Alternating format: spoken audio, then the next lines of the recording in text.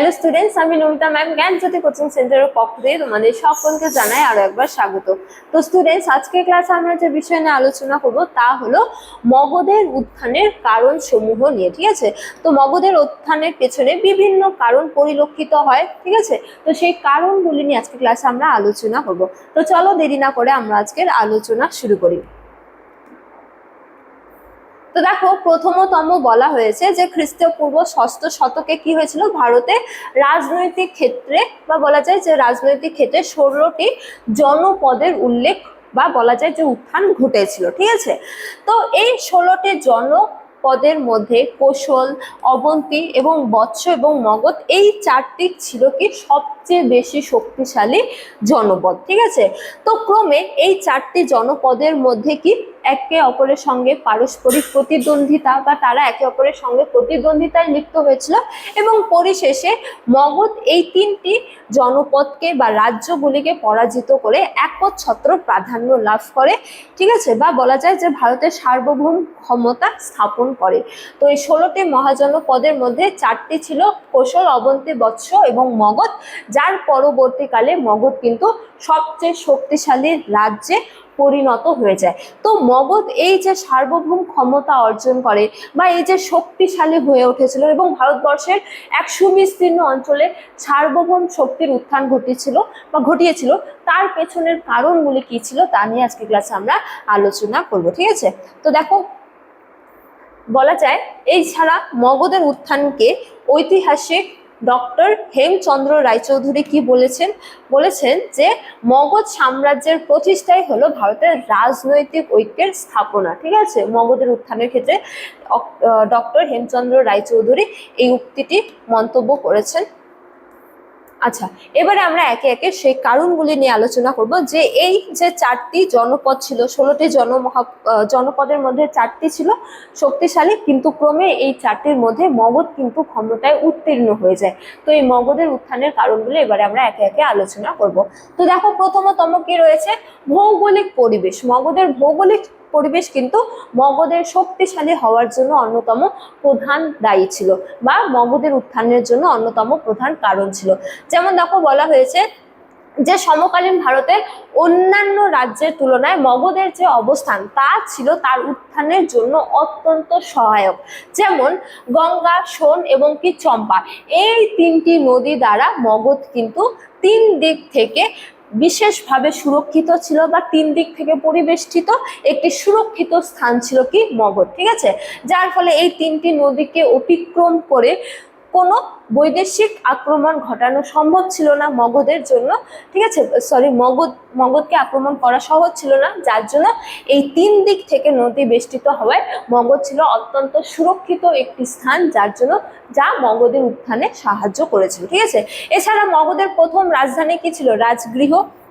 তো রাজগৃহ ছিল 5টি পাহাড় দ্বারা বেষ্টিত। ঠিক আছে, তো এই 5টি পাহাড়কে অতিক্রম করে বা এই পাহাড় অতিক্রম করে রাজধানীতে আক্রমণ করা কোনো বৈদেশিক শক্তির পক্ষে সম্ভব ছিল না, যার জন্য মগধ কি ছিল, একটি সুরক্ষিত অঞ্চল বা সুরক্ষিত স্থান, যা মগধের উত্থানের জন্য কি ছিল, সহায়ক ছিল। ঠিক আছে, এছাড়া প্রাথমিক দিকে রাজধানী ছিল রাজগৃহ, কিন্তু পরবর্তীকালে মগধের রাজধানী কি হয়েছিল, পাটলিপুত্র।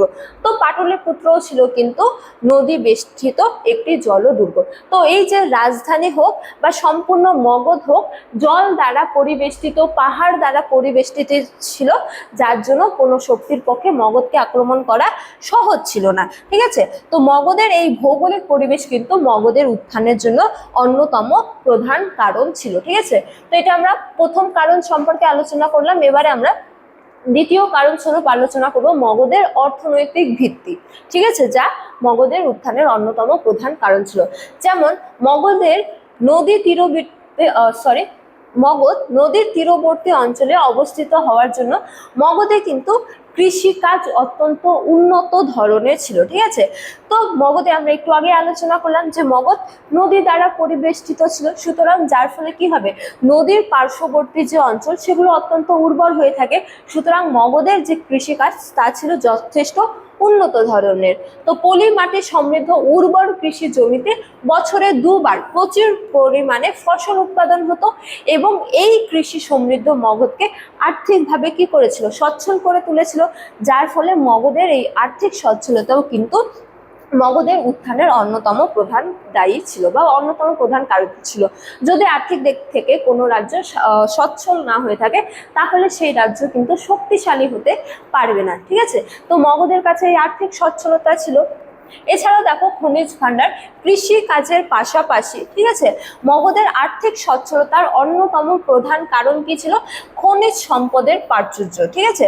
তো মগধের ধলভূম ও সিংভূম অঞ্চলে লোহা এবং তামার খনি ছিল, বা এই অঞ্চলগুলো তামার খনিতে সমৃদ্ধ ছিল। তো এই লোহা দিয়ে উন্নত কৃষি যন্ত্রপাতি উৎপাদিত হতো এবং শক্তিশালী মরণাস্ত্র তৈরি করা হতো, ঠিক আছে। তো মগধের এই যে খনিজ ভান্ডার, তাও কিন্তু বা বলা যায় যে মগধ কিন্তু খনিজের দিক থেকেও কি ছিল, যথেষ্ট সমৃদ্ধ ছিল।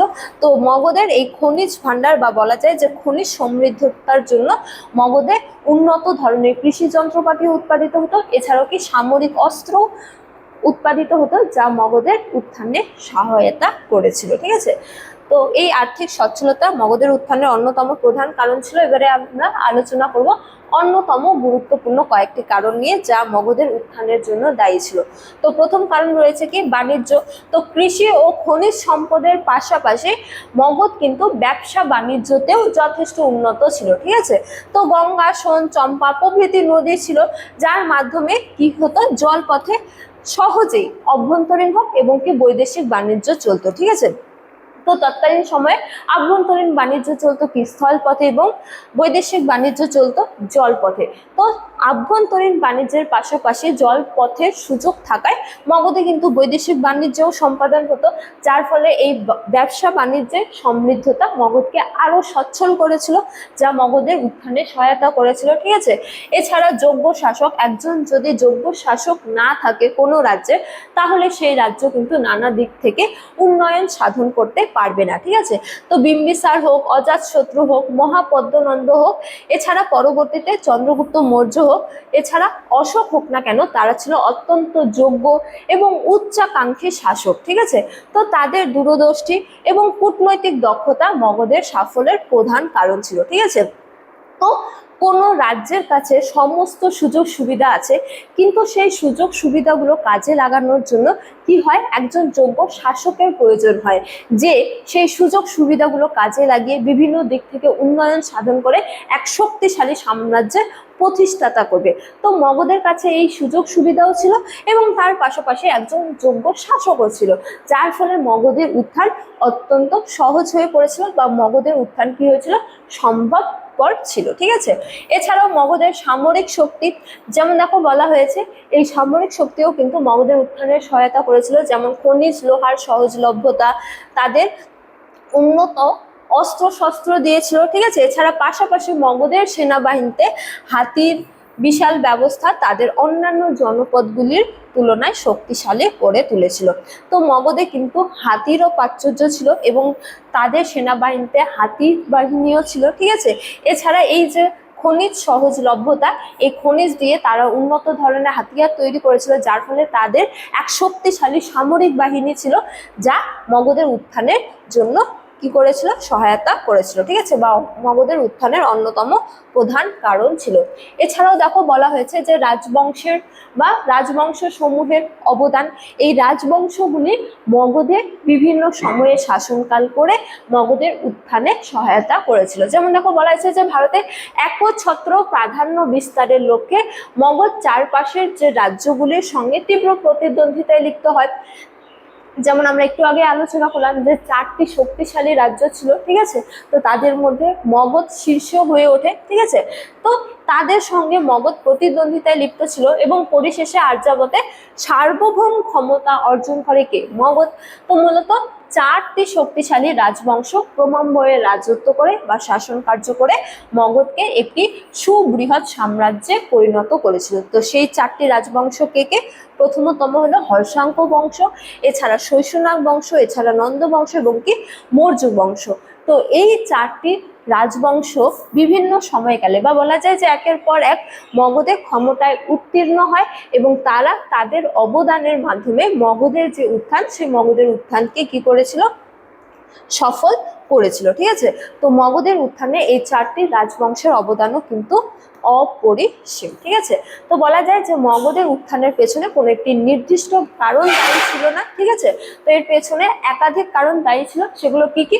যেমন মগধের ভৌগোলিক পরিবেশ, এছাড়া মগধের আর্থিক সচ্ছলতা, ঠিক আছে, এছাড়া মগধের ব্যবসা বাণিজ্য, যোগ্য শাসক এবং কি সামরিক শক্তিও মগধের উত্থানের জন্য দায়ী ছিল। এছাড়া বিভিন্ন রাজবংশের অবদান। ঠিক আছে, তো মগধের উত্থানের পেছনে কোনো একটি নির্দিষ্ট কারণ দায়ী ছিল না, এর পেছনে একাধিক কারণ দায়ী ছিল, যেগুলো নিয়ে আজকে ক্লাসে আমরা আলোচনা করলাম।